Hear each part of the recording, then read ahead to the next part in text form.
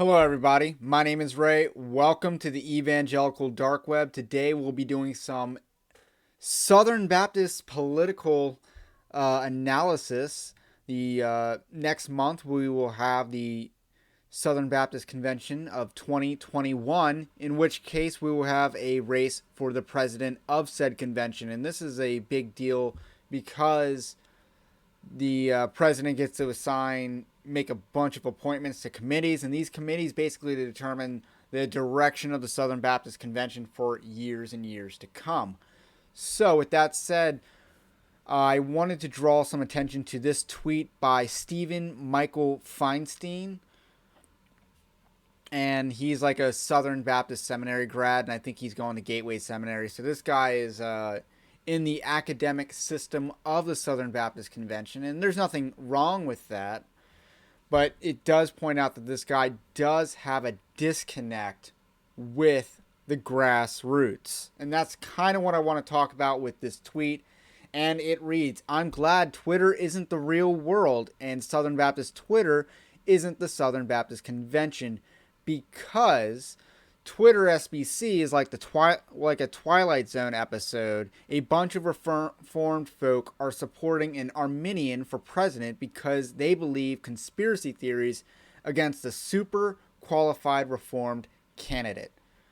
And then he says underneath that, "I look forward to the Southern Baptist Convention overwhelmingly electing Al Mohler as our next president. Then hopefully Twitter's delusion will correct itself." And this guy is out of his mind. He's out of touch. Because, first I just want to address, I do believe that Mike Stone, who he's referring to in this tweet, and he does clarify that in the response section, he does clarify that he's referring to Mike Stone. And, Mike Stone is not technically an Arminian, I guess.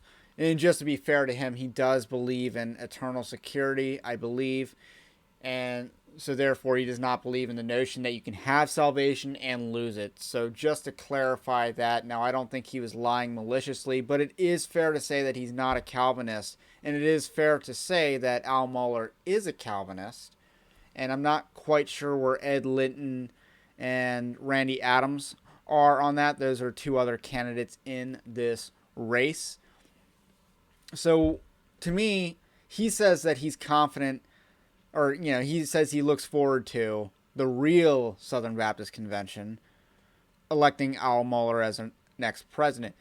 Now, the interesting thing about this is, I read this and his words say confidence, but the context of this tweet betrays him. I don't think he's confident at all in Al Mohler's chances, and I'm increasingly confident that Mike Stone is the front runner in this race.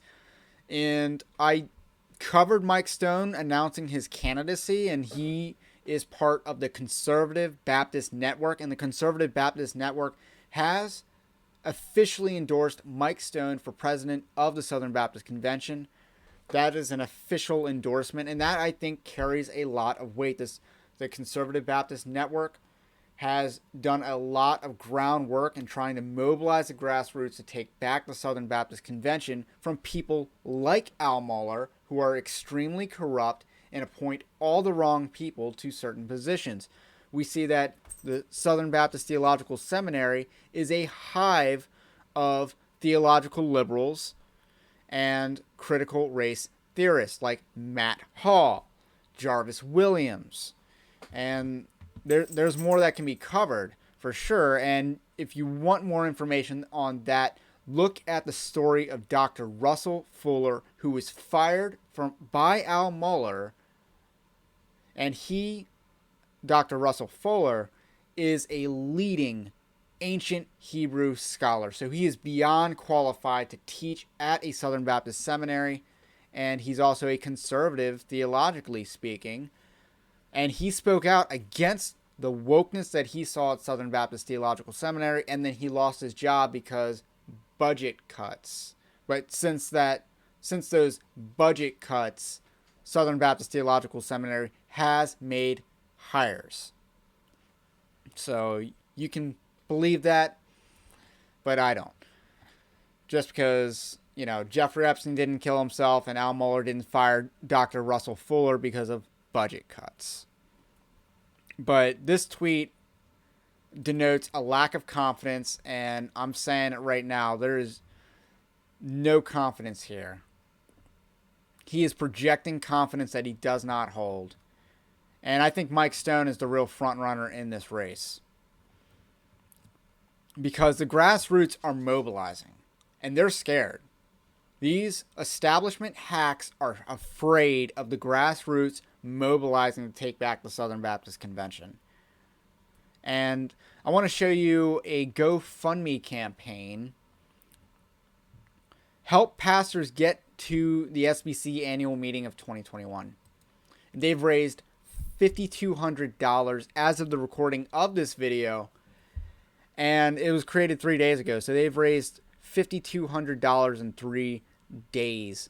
All so that they can send messengers to the Southern Baptist Convention. And guess what? They are not going to the Southern Baptist Convention to vote for Al Mohler. These people are mobilized because they don't want a woke leader. And Al Mohler and Ed Litton are woke. They are woke. Especially Ed Litton. He doesn't even hide it. So there's no confidence within Big Eva. I don't think they're very confident. I said before in the last video I covered this topic that Mike Stone had a very he had a recognizable pathway to victory. And that pathway was he was going to be the non-reformed candidate.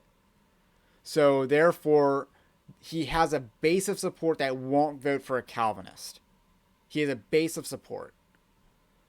And then he can split the reformed vote by not being compromised like Al Mohler. When you pair that with the Conservative Baptist Network putting their energy behind him, you got Founders Ministries pretty much giving a green light for Mike Stone.